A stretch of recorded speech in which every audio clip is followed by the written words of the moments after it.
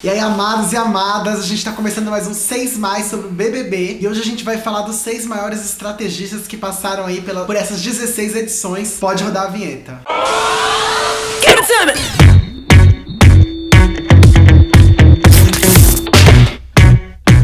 Em sexto lugar, a gente tem do BBB 3, o Jean Massumi, que foi o primeiro, eu acho, grande estrategista, assim, assumido do Big Brother. A diferença dele pros outros é que ele realmente encarou o jogo como um jogo, né? Ele não fazia questão de jogar com o público, ele tava realmente estratégico. Ele era uma pessoa, assim, introvertida, muito observadora. Então, assim, ele jogou sozinho ali e encarou como um jogo mesmo, não levando em consideração que a gente tinha o público, que a gente tinha, né, as votações populares. E ele foi muito bem, levando em consideração tudo isso, de ser uma pessoa introvertida. Foi o 11º eliminado dessa edição. E foi aí a única pessoa que seria capaz de bater o Domini de frente no quesito de estratégia, porque o Domini também foi um grande estrategista, mas a gente vai falar dele em outros vídeos. Em quinto lugar, nós temos a Talula, BBB 11. A Talula também foi uma grande estrategista da sua edição. Porém, ela não foi essa estrategista às claras, porque ela tinha do lado dela uma pessoa muito carismática, que era a Maria. A Talula,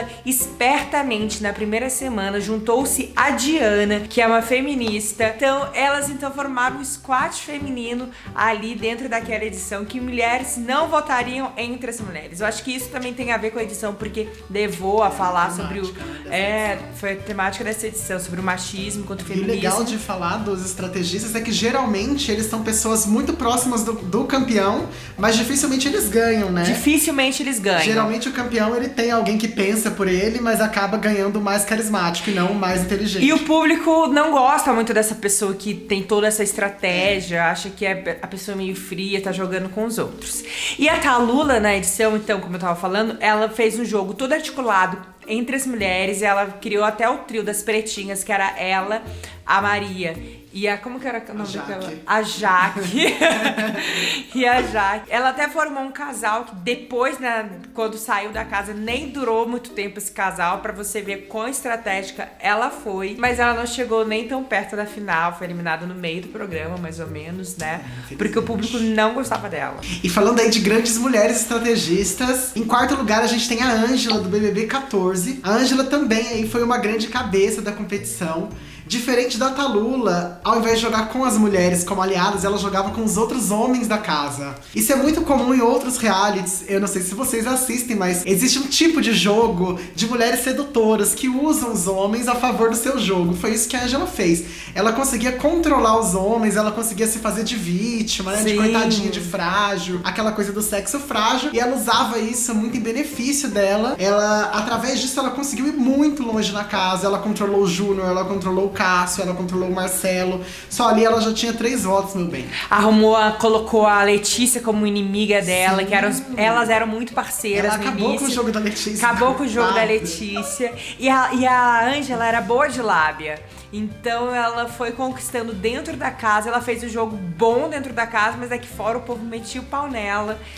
E não via a hora dela ir pro paredão. Ela não foi pra nenhum paredão. Eu acho que ela chegou imune na final. Ela acabou não indo pra nenhum paredão. Chegou na grande final, ela só não ganhou porque realmente ela não era bem quista aqui fora. Mas ela foi uma grande estrategista, daquelas que ninguém vê, assim. O pessoal de dentro não viu o que ela tava fazendo. Foi muito legal de assistir. Em terceiro lugar, ela que pra mim é uma das rainhas do BBB de todas as edições. Do BBB 10, a gente vai falar da Lia. A Lia também era outra que claramente era estrategista, mas ela era uma estrategista mais linha de frente. A cabeça nunca foi tão poderosa da Lia, então ela era aquela que botava mesmo o dedo na ferida e fazia as pessoas caírem. Mas eu acho que até isso dela era pensado. Era total estratégia.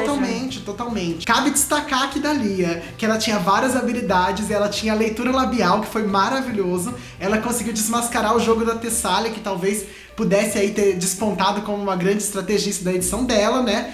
Tinha tudo pra ser mais inteligente do que a Lia e tudo mais, mas a Lia usou da sua leitura labial, conseguiu desmascarar a Tessália. E o grande feito da Lia no jogo foi ter conseguido puxar o Dourado pra perto dela e transformar o jogo do Dourado, que entrou como um vilão com o jogo já perdido, conseguiu transformar ele no campeão da edição. Tanto que no final do programa, o Bial até deu créditos a ela, né? Que o Dourado deveria agradecer ela e o Cadu, que conseguiram mudar essa imagem dele e carregar ele aí até a grande final. Exato, ela que teve a ideia, não a ideia, mas ela que viu no Dourado um potencial, não vamos transformar ele. Então, e ela foi a causa disso. Então, pontos pra ela, que foi uma estrategista dessa 10ª edição do Big Brother. Ela chegou longe, mas como nessa edição havia uma rixa entre dois lados, o povo, ela foi pro paredão com a Fernanda, não foi? Ela foi pro paredão com a Fernanda. A Fernanda não tinha tanta torcida, só que quem gostava dos eliminados, que haviam sido eliminados, votaram nela. E é interessante dizer também que a Lia, ela tem já um primeiro ponto parecido com a Ana Paula, porque acho também que ela foi uma das primeiras, o Marcelo também fazia isso, mas ela foi uma das primeiras participantes que forçava as pessoas a dizer o que ela queria ouvir e o que ela sabia que a edição iria mostrar, né? Então, muito da estratégia dela era essa. Forçar a pessoa a dizer o que queimaria ela aqui fora.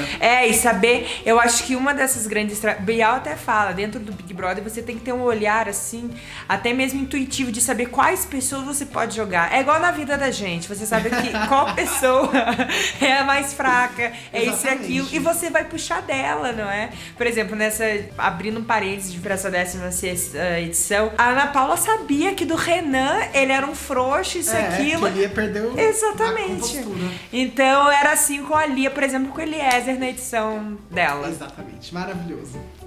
Agora, em 5º lugar, nós temos Ronan, dessa 16ª edição. Assim como a Lia, o Ronan chegou longe.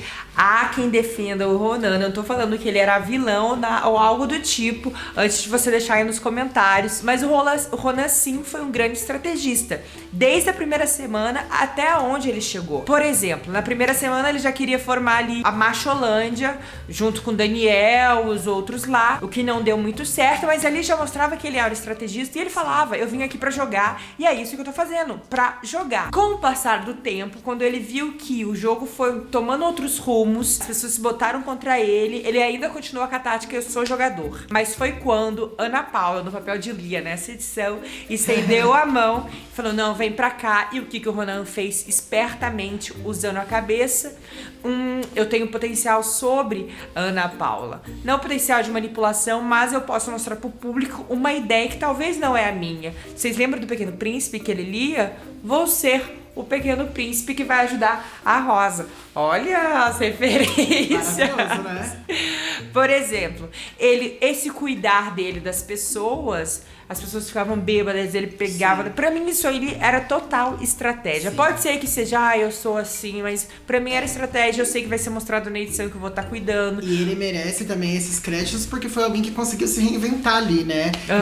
Nas primeiras semanas ele já tava fora, se ele fosse o paredão ele ia sair, com certeza, e conseguiu se reinventar tanto dentro como fora, porque ele tava queimado dentro e fora da casa, né? Ele teve uma mudança muito...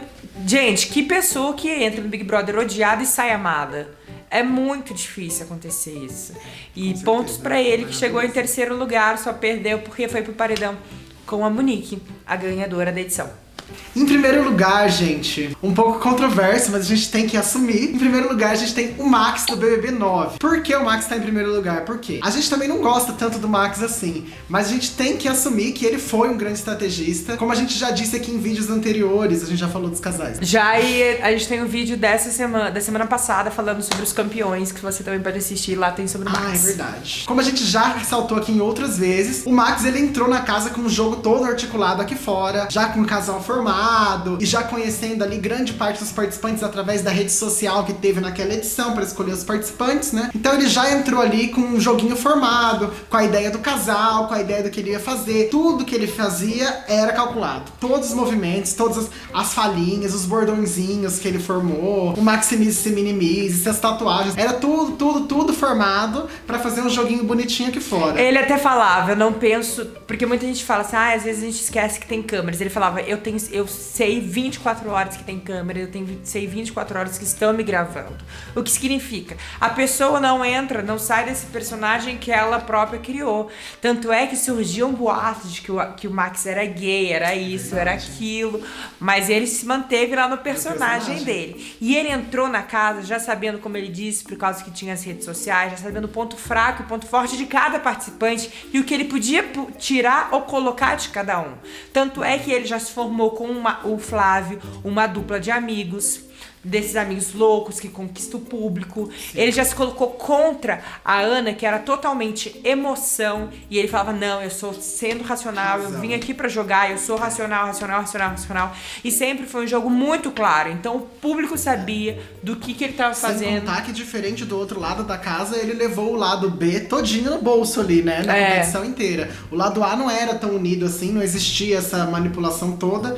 Então ele praticamente ali carregou o voto dessas pessoas até onde deu pra carregar. Lembrando uma ocasião, tocou o Big Fone uma vez, ele atendeu e ele tinha que mudar o voto de uma série de pessoas pra que votassem numa pessoa. E ele conseguiu, senão ele ia pro paredão. Então ele manipulou nas claras o jogo do BBB 9. E levou o prêmio, né? Ele só tá aqui mesmo em primeiro lugar porque ele levou o prêmio. E a gente tem que convir que toda estratégia ela é feita com o objetivo de ganhar, né? Então se ele conseguiu ganhar, parabéns pra ele. Ele é o melhor estrategista somente por conta disso. Não que seja o mais inteligente, né? Mas deu certo a estratégia dele. Palmas pra ele. Parabéns. Semana que vem, durante essa semana, sai o último vídeo de Power Couple Brasil com a grande final. Quem será que ganha? Simone, Patrick ou Laura e Jorge? Façam suas apostas, deixem aí nos comentários, se a gente vai comentar tudo no próximo vídeo dessa semana. E domingo que vem a gente tem também outros 6 mais que tá imperdível. Então siga a gente nas nossas redes sociais e continue acompanhando o nosso canal. Beijão. Beijo, Zé Tá. I met a boy last week tryna run that game, made it sound so sweet.